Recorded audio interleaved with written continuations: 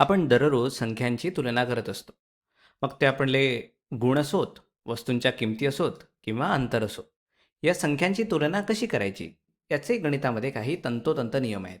या नियमांना वास्तव संख्यांमधील क्रमसंबंधांचे नियम असं म्हणतात. कोणत्याही दोन वास्तव संख्या ए आणि बी यांच्यात एक संख्या दुसऱ्या संख्येपेक्षा मोठी असू शकते किंवा त्या दोन्ही समान असू शकतात. हा संबंधांचा गुणधर्मच वास्तव संख्यांचा क्रम ठरवतो. उदाहरणार्थ, जर ए ही संख्या बी पेक्षा मोठी असेल तर संख्यारेषेवर ए हा बिंदू बी दाखवणाऱ्या बिंदूच्या उजव्या बाजूला असतो. अशा प्रकारे वेगवेगळ्या संख्यांची तुलना करून आपण सर्व वास्तव संख्या एका विशिष्ट क्रमाने मांडू शकतो. वास्तव संख्यांचा हा क्रम ठरवण्यासाठी काही गृहीतके आहेत. चला ती पाहूया. यातला पहिला नियम म्हणजे त्रिभाजन नियम किंवा त्रिविकल्प नियम. कोणत्याही दोन वास्तव संख्या ए आणि बी यांच्यासाठी पुढीलपैकी फक्त एकच विधान खरं असतं. एक तर ए हे बी पेक्षा मोठं असेल, किंवा ए हे बी पेक्षा लहान असतं, किंवा ए हे बीच्या बरोबर असतं. उदाहरणार्थ, जर का आपण 3 आणि 7 या संख्या घेतल्या तर 3 हे 7 पेक्षा लहान आहे, आणि जर आपण 22 आणि 6 घेतले तर 22 हे 6 पेक्षा मोठे असतील. आणि जर आपण 5 आणि 5 या दोन वास्तव संख्या घेतल्या तर 5 हे 5च्या बरोबर असेल. यानंतर येतो संक्रमण नियम. जर ए, बी आणि सी या वास्तव संख्या असतील आणि जर ए हे बी पेक्षा लहान असेल तसेच बी हे सी पेक्षा लहान असेल तर आपोआपच ए ही सी पेक्षा लहान ठरतं. यालाच संक्रमकता म्हणतात. या उदाहरणावरून आपण हे समजू शकतो की 2 हे 5 पेक्षा लहान आहे, 5 हे 9 पेक्षा लहान आहे. याचाच अर्थ 2 हे 9 पेक्षा लहान असलं पाहिजे. आता हे आपण संख्यारेषेवर समजून घेऊया. 2 हे 5 पेक्षा लहान आहे आणि 5 हे 9 पेक्षा लहान आहे, आणि त्याच्यामुळे हे 2 सुद्धा 9च्या डावीकडेच असेल, आणि त्याच्यामुळे 2 हे सुद्धा 9 पेक्षा लहान आहे. आता आपण तिसरं गृहीतक पाहूया. हे सांगतं की जर ए हे बी पेक्षा लहान असेल आणि सी जो शून्यापेक्षा मोठा आहे, तर ए आणि सीचा गुणाकार हा बी आणि सीच्या गुणाकारापेक्षा लहान असेल. चला तर एक उदाहरण बघूया. आपल्याला माहिती आहे 2 हे 5 पेक्षा लहान असतं. आपण 3 ही संख्या सी म्हणून निवडली, जी शून्यापेक्षा मोठी आहे. दोन्ही बाजून आपण 3 ने गुणलं तर आपल्याला मिळतं 2 त्रिक 6 आणि 5 त्रिक 15. त्याच्यामुळे आपल्याला हे मिळतं की 2 हे 5 पेक्षा लहान असताना 3 ने गुणल्यावर सुद्धा 6 हे 15 पेक्षा लहानच आहेत. त्याच्यामुळे ए सी बी सी पेक्षा लहान असतं.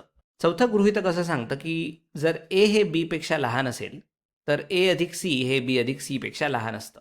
आता सी ही सुद्धा एक वास्तव संख्या असते. उदाहरणार्थ, 4 हे 7 पेक्षा लहान आहेत. आपण एक वास्तव संख्या 2 घेतली आणि दोन्ही बाजूंना 2 मिळवले तर आपल्याला मिळतं 6 आणि 9, आणि आपण बघू शकतो 6 हे 9 पेक्षा लहान आहेत. शेवटी पाचवं गृहीतक सांगतं की जर ए हे शून्यापेक्षा मोठं असेल आणि बी सुद्धा शून्यापेक्षा मोठे असेल तर दोन्ही संख्यांचा गुणाकार हा शून्यापेक्षा मोठा असतो. उदाहरणार्थ, आपण घेतलं 3 आणि 5 जे शून्यापेक्षा मोठे आहेत, तर 3 आणि 5चा गुणाकार जो 15 येतो तो सुद्धा शून्यापेक्षा मोठा असतो. चला आता या गृहीतकांचा वापर करून काही प्रमेय सिद्ध करूया. पहिलं प्रमेय असं आहे: जर ए हे बी पेक्षा मोठं आहे आणि सी हे डी पेक्षा मोठं असल्यास ए अधिक सी हे बी अधिक डीच्या मोठे असतात.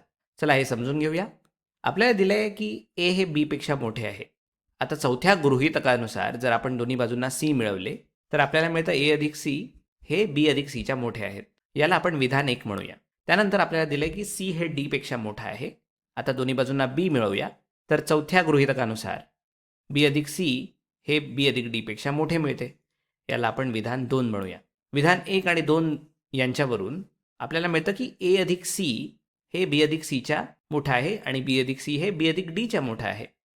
म्हणूनच संक्रमकता नियमानुसार ए अधिक सी हे बी अधिक डीच्या मोठं असलं पाहिजे, आणि आपल्याला हेच सिद्ध करायचं होतं. पुढचं प्रमेय असं आहे: जर ए हे बी पेक्षा लहान असेल आणि सी हे शून्यपेक्षा लहान असेल, म्हणजेच सी हे एक ऋण संख्या असेल, तर ए आणि सीचा गुणाकार हा बी आणि सीच्या गुणाकारापेक्षा मोठा असतो. आता याची सिद्धता करण्यासाठी आपण सुरुवात करू सी वरून, जो शून्यापेक्षा लहान आहे. आणि जर का आपण दोन्ही बाजूंना ऋण 1 ने गुणलं तर आपल्याला मिळतं ऋण सी हे शून्यापेक्षा मोठं असेल. जसं जर का आपण ऋण 4 निवडले जे शून्यापेक्षा लहान आहेत, आणि दोन्हीकडे जर का आपण ऋण 1 ने गुणलं तर आपल्याला मिळतं 4, आणि उजव्या बाजूला मिळतं 0, पण 4 हे शून्यापेक्षा मोठे आहेत, त्याच्यामुळे आपण असं चिन्ह देऊ शकतो. तेच आपण इथे केलेलं आहे. इथे ऋण सी म्हणजे ऋण 4 म्हणजे 4. याच्यापुढे आपल्याला माहिती आहे की ए हे बी पेक्षा लहान आहे, आणि त्याच्यामुळे जर का आपण डाव्या बाजूला 0 मिळवले तर आपल्याला मिळतं 0 अधिक ए हे सुद्धा बी पेक्षा लहान आहे. आता जर आपण ए पक्षांतरित करून उजव्या बाजूला नेला तर आपल्याला 0 हे बी वजा ए याच्या लहान आहे असं मिळेल. म्हणजेच बी वजा ए हे शून्यापेक्षा मोठं आहे आणि ऋण सी हे सुद्धा शून्याच्या मोठे असल्याचं आपल्याला दिसतं. तर 5व्या गृहीतकानुसार जर दोन्ही संख्या शून्यापेक्षा मोठ्या असतील तर त्यांचा गुणाकार सुद्धा शून्यापेक्षा मोठा असतो. आता म्हणूनच आपण असं लिहू शकतो की या दोन्ही संख्यांचा गुणाकार हा शून्यापेक्षा मोठा आहे. हे आपल्याला 5व्या गृहीतकानुसार मिळतं. आता आपण हे कंस सोडवूया. तर आपल्याला मिळतं ऋण बी सी अधिक ए सी हे शून्यापेक्षा मोठं आणि त्याच्यामुळे आपण लिहू शकतो ए सी हे बी सीपेक्षा मोठं आहे. कारण आपण या ऋण बी सीला पक्षांतरित करून उजव्या बाजूला नेलं तर ते ऋण बी सीचं झालं धन बी सी. त्याच्यामुळे ए सी हे मोठे आहे बी सीपेक्षा आणि हेच आपल्याला सिद्ध करायचं होतं.